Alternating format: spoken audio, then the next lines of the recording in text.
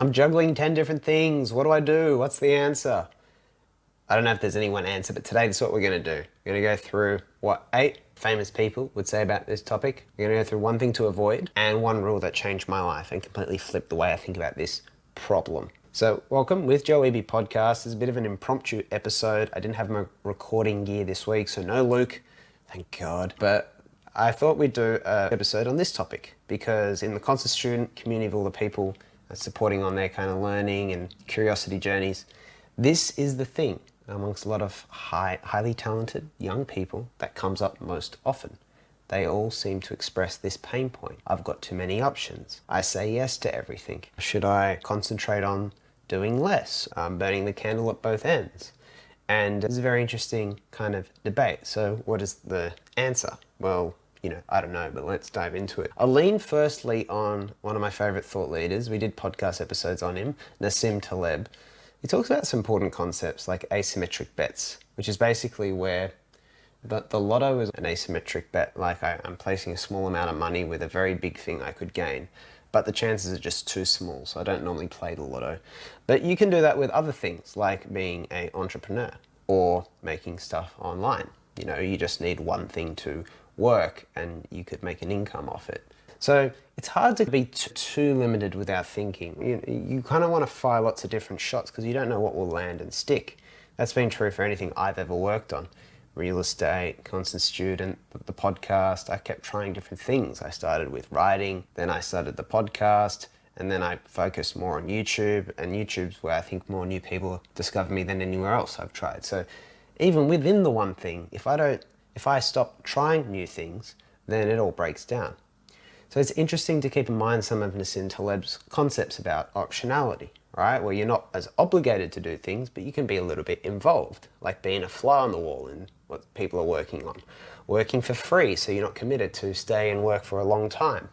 Asking for work experience in the uni break, or in some of your time off. So it's interesting to try and play the game, so you're not as committed, but you get to sample lots of different things if that's where you're at. Now, you also talk about a guy like Tim Ferriss. Now, I love Tim Ferriss, and Tim Ferriss talks a lot about the Specialised Generalist, right? It's not something he came up with, but I always love how he explains that you don't necessarily need to go out trying to be the best at everything. You can just combine a couple of things that you're pretty good at that don't often go together, but put them together, right? So like for me, for example, I'm not just got this Aussie accent that a lot of people seem to like. I'm like super good looking. So I can combine like the good voice and the super good looks, and everyone else has just got a good voice, is like can't compete with me. Here I am. But he uses other examples. And not all scientists are great speakers, but if you're a great scientist and a great speaker, you can be like, I reckon Neil deGrasse Tyson, for example. So we've done episodes on that too. And there's a beauty here, and there's a good book, Range, by David Epstein, talks more about people who have these broad experiences, how that can often lead to more, you can be far more creative often, right? You're much better at problem solving, diverse problem solving. There's not necessarily this pain with kind of having all these different experiences and skills, because often it's just the combination of things that rarely go together, but go well together, can be real ace up your sleeve. Robert Greene, I did an episode on him with Luke not long ago. And Robert Greene is known as an author. But before that, he did all these different jobs. He traveled all over Europe, all over the world, worked for all these different bosses, worked in Hollywood, and that has kind of informed his work later on. So I think it is hard especially if you're young, but even if you're not, even if you're, I don't want to say an age and say that's old, 50, 60, 70, and you're trying to figure it out so quickly instead of just surrendering to the story. For all you know, all these different directions you keep getting pulled might need to connect, dots might need to connect later on. And I think that was the case for the prominent author known as Robert Greene. Now, one thing I think is a real headache, Naval Ravikant, we talked about him on the podcast too, he gives this good advice. Don't be too deliberate. There's a lot of academic people out there these days who are coming up with these career formulas and career playbooks, and this is how, you're going to become the best and blah, rah, rah. And if you try and be too calculated about it, too formulaic, it just doesn't work that way. Logically, what's the best thing I could go do right now to earn money? Well, it's hard to be logical about that because I'd have to care about what I'm doing. So I can't just like pick the highest paying job or something. I'd have to align the best paying job with what I care about, with my values, there's too many factors. It's not a formula. It's this playground. If you treat it like a playground, it's much more relieving. So Naval's a good guy to listen to there. Now, if you want a really good perspective, I don't always think of, sometimes he's hit and miss, but Garry Vee absolutely nailed this. I'm fundamentally the byproduct of not sticking to one thing. I'm in the business of trying to juggle 50 balls and knowing 13 of them will fall and being thrilled about that. Because I have 37 balls in the air, because if I had one ball in the air, I'd want to call it quits. And I think you should do what you want to do. So shock, guys. Everyone's different. And it's not how many things you're doing, because how are you going to measure how many things you're doing? Right? Like, I could have one business with all these little projects within it. Does that mean I'm doing one thing? Do I now need to do one thing within that business? Like, I don't know, the marketing. But then within marketing, surely you got to try all these different things. In marketing, you're just going to try one thing that works. But you also can't just do everything. You've got to make educated decisions around. So this is kind of like investing. And it's kind of like figuring out what's working, doubling down on that if you want to. If not, blah, blah, blah. So there's no formula. There's no one right answer. I think it's more about how you relate to what you're doing. Think about it. How you relate to what you're doing. Now, so it's not just what, but it's why. Some people do a spread of things because they are pleasure seeking. They're saying yes to everything because they can't handle the idea of closing one door. They're too anxious about it. But they're not actually really fulfilled by it. They actually feel drained. They feel worn down. They feel like they're obligated to do all these things. And that's not the healthy place of doing it. You go for pleasure seeking when you're not fulfilled, when you're not satisfied. That's what creates a void that you want to fill by, we always use the metaphor, Scott McEwen created it, the bucket, trying to stuff more in. And that's not the healthy place.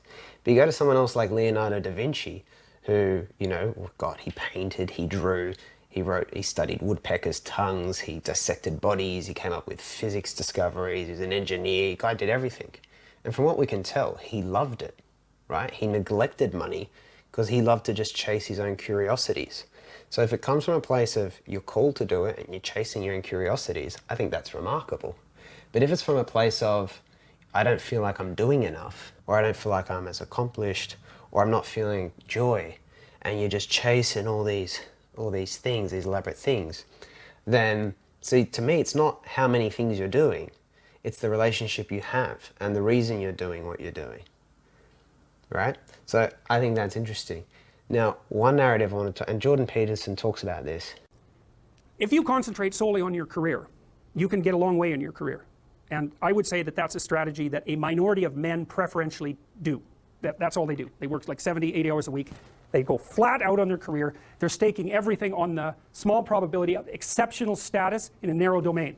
But it's hard on them. They don't have a life. It's very difficult for them to have a family. They don't know how to take any leisure activity. Like, they get very one-dimensional. Now, it may be that unidimensionality is the price you have to pay to be exceptional at one thing. We have this default idea in our culture that you've got to be exceptional at something.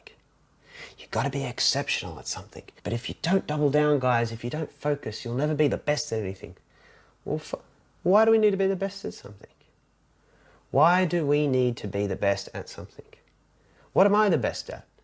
Am I the best at something? Then why are you listening to me? It is funny kind of conditioning in our culture. Who knows exactly where it comes from? It probably comes from our ego, trying to find this story of ourselves that we're all superior, significant, that our life has meaning because we won some particular game.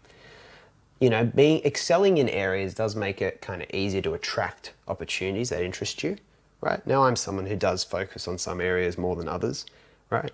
But at the same time, I don't think it's a worthy goal in its own sake, right? So go to another guy we talked about recently on the podcast, Charlie Munger. It's so fascinating to go into his story. If you don't know who he is, right-hand man of Warren Buffett, one of the richest people in the world, big-time billionaire, 98 years old, still trucking.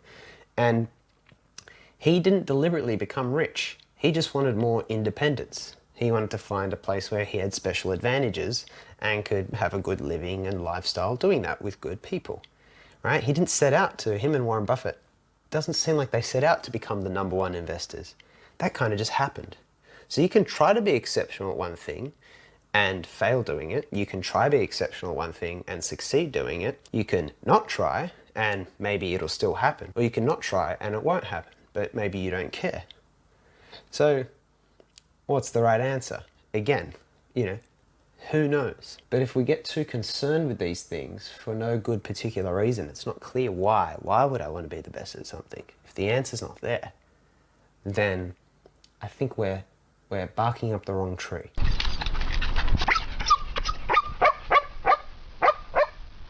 You might not need to try too hard to be exceptional. Now, you can come to me and my story. When I left high school, I had this burning desire that I was always going to be doing something to help people. That was my little dream. I didn't always know exactly what it would look like, but heck, it was there. And I feel like when I left, I went away from that. I went to university, and I was saying to someone today, when I was at university, it was just my experience, but when I would go in there, I could feel my soul leaving my body. Like I wasn't in the right place. I wasn't doing something to help people. I wasn't learning how to do it either. It just wasn't happening. And then a lifeline came a couple of years later when this guy called Nick started doing this stuff in Nepal, and somehow I got involved. And that just opened a whole new world. And wow, my eyes were open, and I found another thing, and I started a real estate business, right? And then the next thing was, why the hell have I started a real estate business? And then I got too busy and we stopped doing the kind of this non-profit, this non-Paul stuff, and I focused more on this real estate stuff. And I thought, well, I was doing it with great people.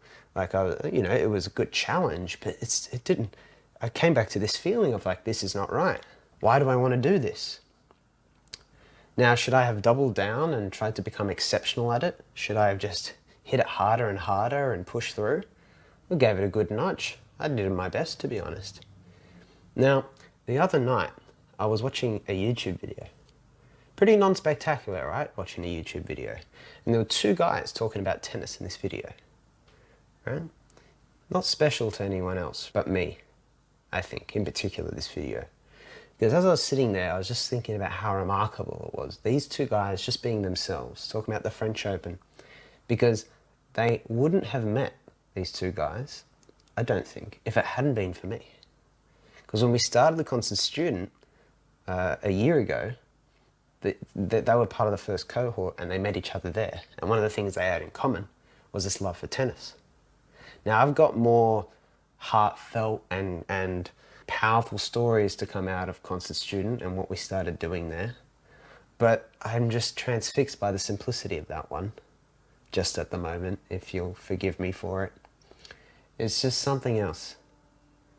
And the reason we started the Constant Student, because I found something I really cared about a while ago, which was partly, not just everything going on in the world, but especially education. And when COVID hit, if I hadn't tried to start focusing more on that, then those two guys wouldn't have met. And a whole deal of other things, a whole bunch of other doors wouldn't have opened. And it's crazy to think about that. Now, what does this have to do with your options, your option overload and your decision fatigue and your 10 balls you're juggling? Well, heck, I don't know, but just hear me out. It called at me. It just called at me to do what I'm doing. It wasn't a calculated decision. I didn't weigh up pros and cons. I just clawed at me for years. And if you don't do what you're called to do and you can't hear that voice, you'll always be barking up the wrong tree. Now, I don't think about the 10 things anymore, but I don't know if I'm doing 10, 20 or 1. I couldn't even tell you. It's so hard to tell you where these things stop, start and finish. What I can tell you is that it's this big gimmick, guys. It's this big gimmick that you think you're choosing. Because if something's calling at you and you can hear it, how is it that you're the one sitting there choosing it? So you have to not look forward for the answer around, what do I do? To me, we have to go backwards, behind the eyes, ask deeper questions, and listen to ourselves. And that's what I think Da Vinci did, who did everything. And it's also what I think Tiger Woods did, who doubled down on golf from the age of 3. I think it's the same thing, and it's the relationship we have with what we do, not what we do, that really matters. So guys, if you can't hear that voice, that's your first challenge.